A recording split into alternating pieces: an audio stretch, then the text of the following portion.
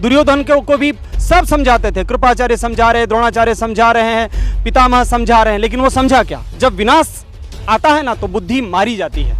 ऐसे ही स्थिति हो रही है। वो अंग्रेज तो चले गए गोरे, लेकिन ये काले अंग्रेज इन शासनों में चिपक गए हैं और इनका ये फेविकॉल जल्दी से छुड़ाना पड़ेगा। कि आज बापूजी ही नहीं है कारागार में, ऐसे लाखों लाखों निरपराधी लोगों को इस झूठे केसों में फंसा कर वहां रखा गया है। जिन पर बड़े बड़े अपराधी मुकदमे हैं वो लोग तो संसद में बैठकर चुनाव जीतते हैं। नेता को रहने की फैसिलिटी फ्री, लाइट फ्री, पानी free, travelling free, petrol free, diesel free. लेकिन अगर आम आदमी को थोड़ा कुछ मिल जाए, मुफ्त की रबड़ी मत खाओ, दान का माल मत खाओ। दान का माल तो सिर्फ हम ही ने सर्टिफिकेट लिया हड़पने के लिए। अरे मैं कहता हूं अगर आपने अच्छे से काम किया होता 5 साल तक तो आपको रोडों पे यूं उतरना नहीं पड़ता, यूं वोट के लिए भीख मांगना नहीं पड़ता। लोग आपको ऐसे ही वोट दे देते हैं। यहाँ पर लाखों लाखों करोड़ों करोड़ लोगों की भावनाओं का गला घोटा जाता है, लोगों की आवाज को रूंध दिया जाता है। ये कैसा लोकतंत्र है? नहीं, विनाश काले विपरीत बुद्धि, संस्कृत में कहा गया है विनाश काले विपरीत बुद्धि।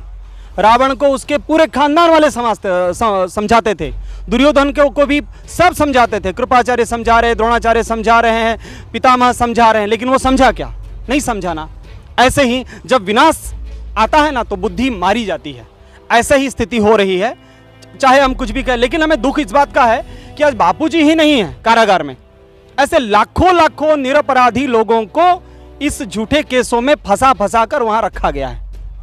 बड़े बड़े दिग्गज जिन पर बड़े बड़े अपराधी मुकदमे हैं वो लोग तो संसद में बैठकर चुनाव जीतते हैं। और एक सबसे बड़ी हंसी की बात यह है, अगर आपको चपरासी बनना हो ना तो भी आपको कोई ना कोई योग्यता चाहिए। चपरासी बनने के लिए भी आपको कोई ना कोई योग्यता चाहिए। लेकिन अगर आपको नेता बनना है ना तो आपको कोई योग्यता नहीं चाहिए। आप एक दिन के लिए एमएलए बन जाइए, आपका पेंशन चालू लाइफ टाइम।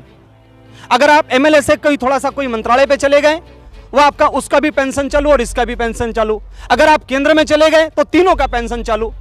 नेता को रहने की फैसिलिटी फ्री, लाइट फ्री, पानी free, travelling free, petrol free, diesel free, आवास प्रवास सब फ्री। लेकिन अगर आम आदमी को थोड़ा कुछ मिल जाए, मुफ्त की रबड़ी मत खाओ, दान का माल मत खाओ। दान का माल तो सिर्फ हम ही ने सर्टिफिकेट लिया हड़पने के लिए। ये जो वृत्ति है ना, ये जो छद्म भेष है, राष्ट्रवाद के पीछे का जो ये चेहरा है, ये घिनौना है। और बहुत थोड़े समय में सूक्ष्म जगत में मचेगी हलचल, निकट आ रही शुभ घड़ी हर पल, प्रभु की लीला न्यारी रे, मेरा मौन जानने कोई। बापूजी कहते हैं विश्व गुरु हो भारत प्यारा, ऐसा है संकल्प हमारा। ये बापूजी के जो 5 करोड़ शिष्य हैं और आज जो उनके छोटे छोटे बाल संस्कार के बच्चे हैं, जो करोड़ों की संख्या में देश में फैले हुए हैं, अब धीरे धीरे वो बढ़ रहे हैं। वो अब बड़ी बड़ी पोस्टों पे आ रहे हैं। अब वो सारी चीज़ों को समझ रहे हैं कि पिछले 200-250 साल से अंग्रेजों ने जो कानून बनाकर देश को गुलाम बनाया था, वो अंग्रेज तो चले गए गोरे, लेकिन ये काले अंग्रेज इन शासनों में चिपक गए हैं और इनका ये फेविकॉल जल्दी से छुड़ाना पड़ेगा। आज नेता लोग रोडों पे उतरे हुए हैं, चुनाव सभा हो रही है, तो उस समय गली गली जब उतरते हैं तो किस तरह से गिड़गिड़ाते हुए निकलते हैं। अरे मैं कहता हूं अगर आपने अच्छे से काम किया होता 5 साल तक तो आपको रोडों पे यूं उतरना नहीं पड़ता, यूं वोट के लिए भीख मांगना नहीं पड़ता। लोग आपको ऐसे ही वोट दे देते। सरकार तो राम राज्य किसको बोलते हैं? निर्विवाद होना चाहिए आपका जीवन। आप तो सदैव विवाद में घिरे हुए हो।